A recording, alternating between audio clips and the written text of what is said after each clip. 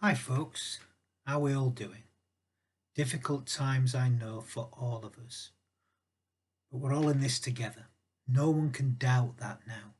We're physically separate, but yet we're still deeply, deeply connected by heart, mind, spirit and soul.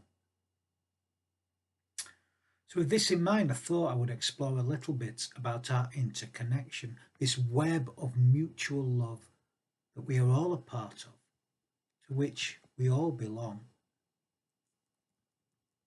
So I invite us just to still ourselves in silence just for a few moments. Let's invite a loving presence to be here amongst us and to awaken from deep within each and every one of us. I will light this chalice flame.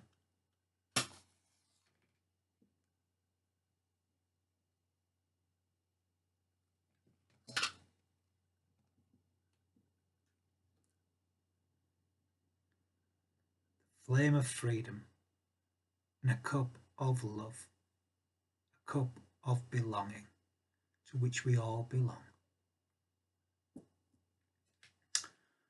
We gather in this moment in our separate homes, joined together by mutual love.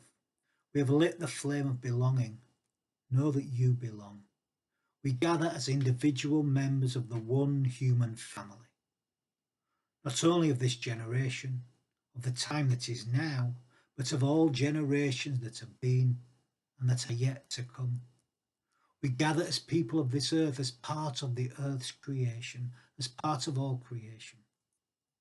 May we remember that all life from the beginning of time and on into eternity is connected by the one breath of life.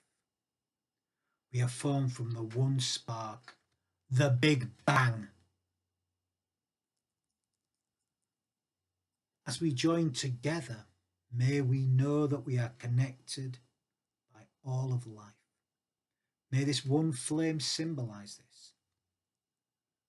Know that you are welcome, that we all belong no matter who we are. We are welcome exactly as we are in this moment.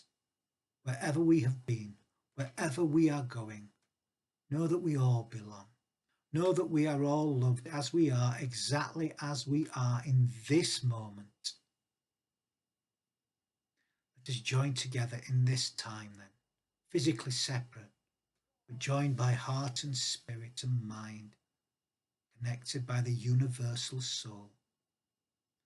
Know that you are not alone, even when you feel alone, that you are connected. You are bound together in the web of mutual love and affection. Amen. I'm going to begin this little reflection with a well-known story from the Jewish tradition. Standing on one foot. I'm sorry I can't do the actions because I'm sat down here at the computer. So a man came to talk with Rabbi Shammai, one of the most famous of all the rabbis, almost as famous as Rabbi Hillel. The man said to Shammai, he asked him a question.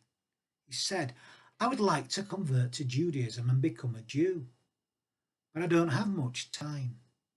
I know I have to learn the entire book that you call the Torah, but you must teach it to me while I stand here on one foot.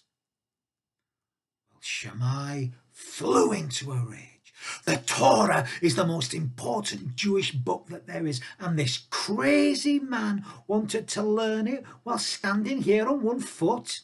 Why, people have spent years learning the Torah. It's not something you can learn in 5 minutes. He wasn't from Yorkshire, but I can't do accents. Shammai was so angry that he pushed the man away using a builder's yardstick that he happened to be holding in his hand. The man hurried away, and he found Hillel. And he asked Hillel the same thing. I would like to convert to Judaism and become a Jew, but I don't have much time. I know I have to learn the entire book that you call the Torah, but you must teach it to me while I stand on one foot. Certainly, said Hillel. Stand on one foot. So the man balanced on one foot. Now repeat after me, said Hillel. What is hateful to you, don't do that to someone else. The man repeated what Hillel had said. What is hateful to me, I won't do that to someone else. To which Hillel replied, that is the whole law.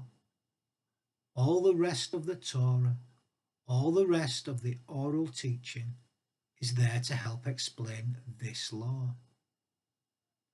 Now go and learn it so it becomes a part of you.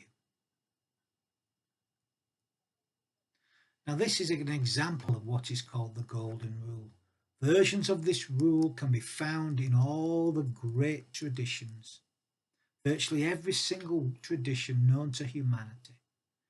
It is a golden thread that is woven through them all, that links them all, that connects them all, even though they don't always see it at times. So some thoughts. No one lives entirely from their own resources. From the moment of our births, others are involved in creating who we are and who we become.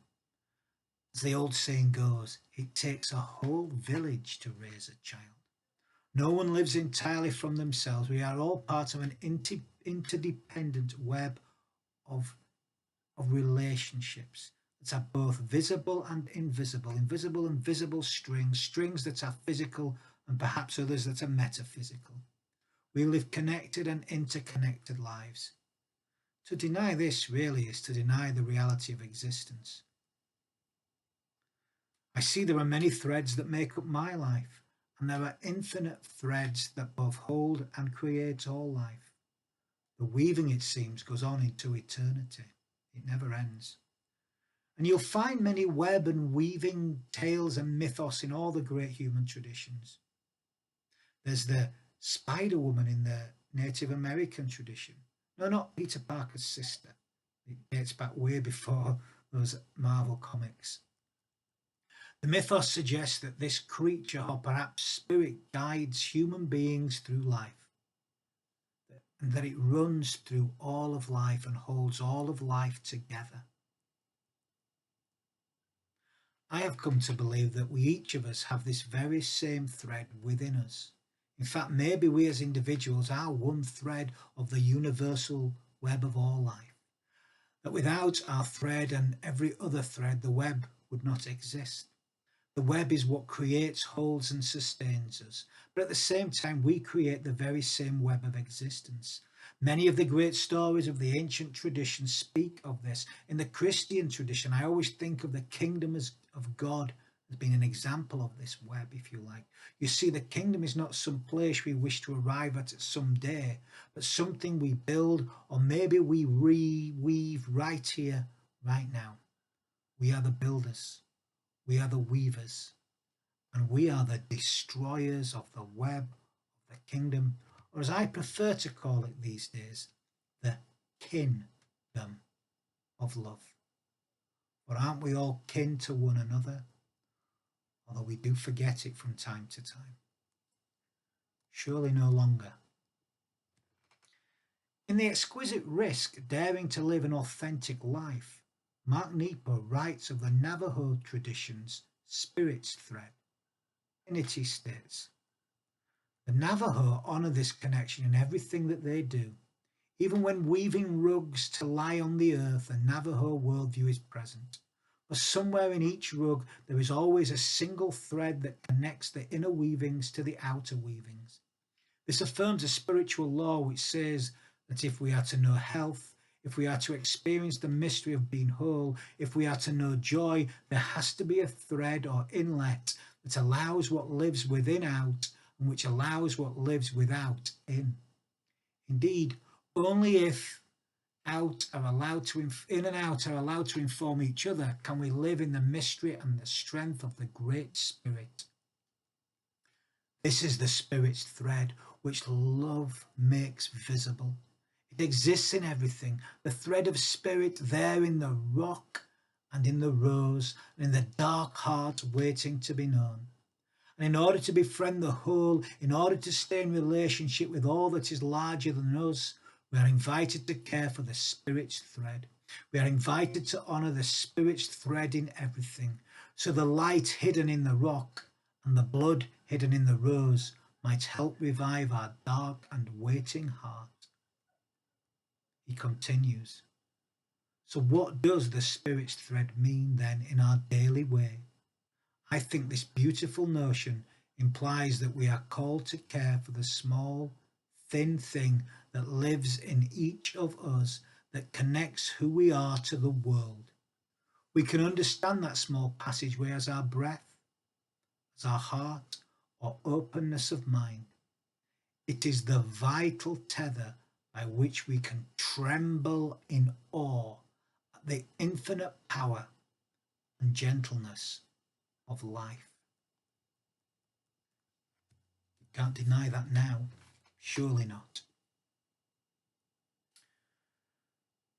I think it's vital that we take care of this thread that is our life, our body, our mind, our heart, our spirit, and our soul, and that we continue to weave into the web of all existence, that we fully play our part in creating and recreating the web. For if we do not, we will not be playing our part in the whole, and we will feel disconnected, no longer a part of the whole. And for me, as I see it, the spiritual life is all about connection and interdependence. No one is an island. No man lives wholly from and by themselves.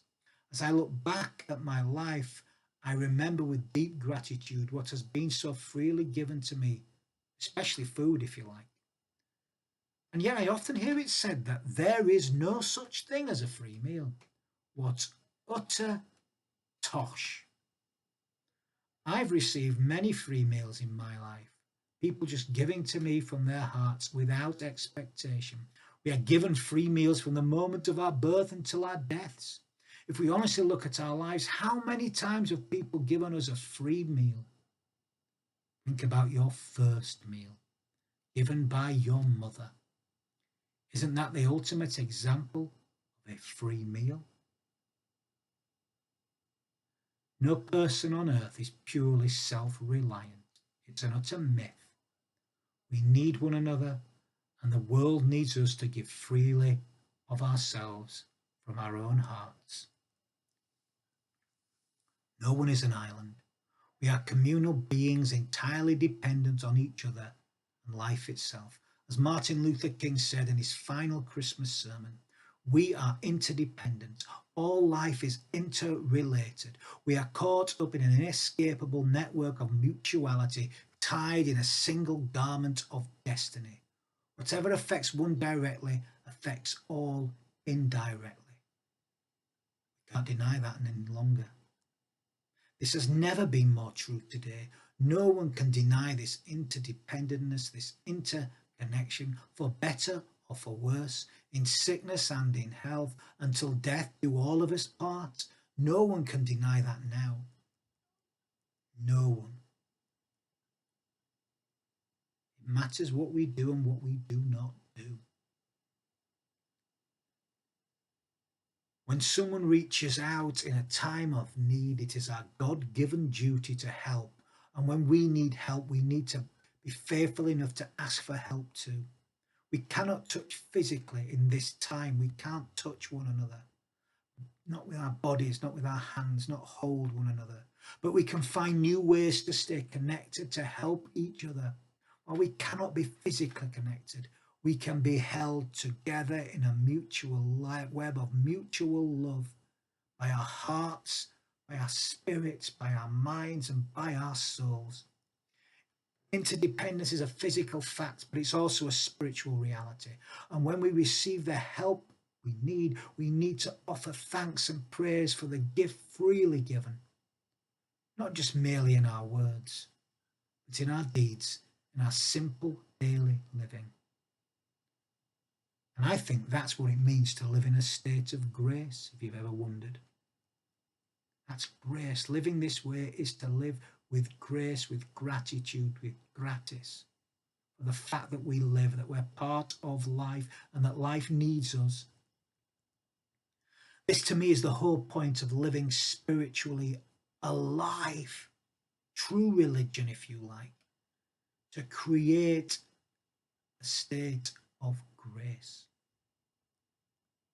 To see, to understand, and to experience this oneness, this divine unity, to see that we are all one, to be of help to one another, and to seek the help when we need it. In this way, we all grow and we all become the best that we can be, and we serve life to the utmost of our ability.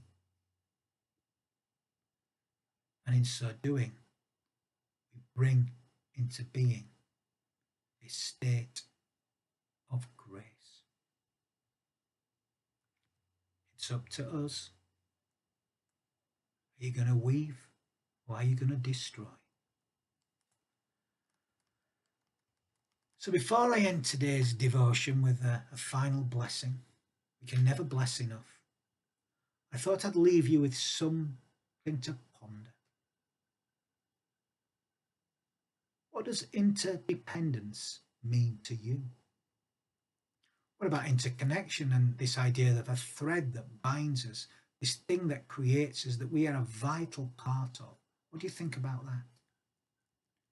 Do we live purely independent lives, or are we deeply interconnected at every level? Perhaps think about the threads that make up your life. Have a think about it. And maybe afterwards, or even before even, at some point, spend some time in quiet reflection, quiet silence, and listen to some music that speaks deeply to your soul. Music that helps you feel connected, a part of the whole.